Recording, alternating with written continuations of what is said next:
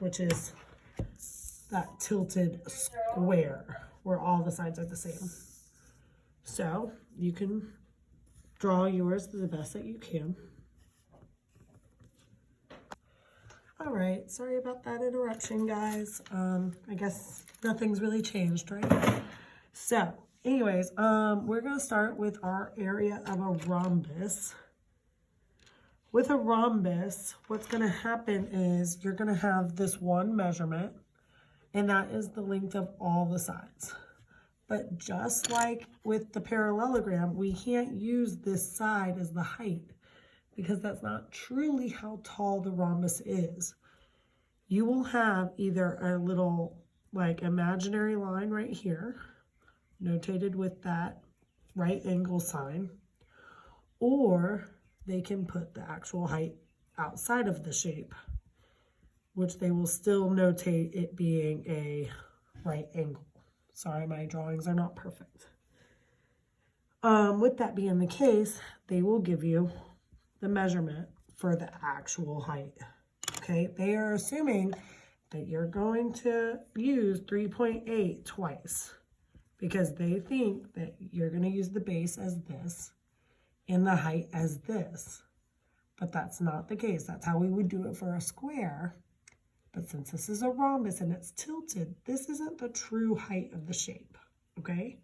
So you're looking for that actual height. So when we complete our formula, area is equal to the base, which is the bottom line, remember base, 3.8 centimeters, times the actual height, which is 3 centimeters. Okay, see, I've color coded it for you. The green is the base, the orange is the actual height. Notice that I'm putting my units every time, okay?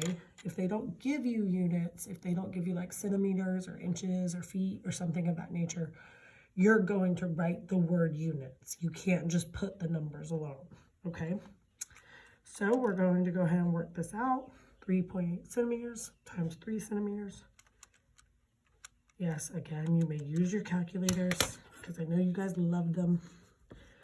So we have the area equaling 11.4, and just like before, my units are always going to be squared. So centimeters squared.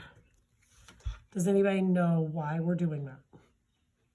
Yep, we've got a centimeter here and a centimeter here, and we're multiplying them together. That's 2 centimeters being multiplied together. So that's why we have centimeters squared. And that's how easy it is to find your area of a parallelogram and a rhombus. Okay, now we're going to do one that you're going to try on your own. Okay, so if you want to turn over your notes, I ran out of room on my paper, so I'm turning over my notes. You should be writing all of this out. If you were not writing it, then you need to start the video over and write your own notes. Try it on your own. Okay. The first one we're going to do together, I'm going to make the parallelogram kind of tilt the opposite direction. Okay, again, I'm not a perfect artist, so don't judge me, okay? And this is going to be 13 feet here. And let's do the actual height being, all right, I'm going to do it like this so it's outside of the shape for once, 5 feet, okay? Remember, your formula every single time is area equals base times height. Go ahead and do that one on your own, and let's see what we end up with, okay? I'll do it with you after you've done it on your own. You're going to pause the video, and then when it comes back on, when you're ready, you'll press play, and we will do it together, okay? Good luck. All right, so at this point, you should have tried it on your own. You should have your work shown, and we're going to try it together, okay? So the area equals the base, which is 13 feet. If you did not include your units, make sure to add them now. You should have your units. Times by the height, the actual height, which is always notated by that right angle. Okay, 5 feet. 13 times 5, 65. Now, am I correct in saying 65? Oh, I love those of you that said no. What else do I need? My units. Feet times feet is feet squared. If you do not have feet squared, you are wrong because you only put 65 and I have no idea what that is. Okay, very good. Let's do a rhombus on our own. Remember, rhombuses or rhombi, however it is supposed to be said, are like squares. They're just tilted. So that means all the sides are the same. Usually they put these little lines like this to say each of the sides with that line are equal.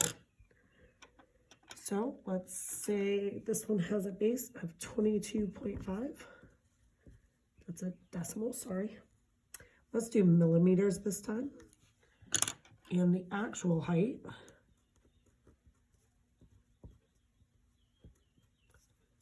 is 20 millimeters.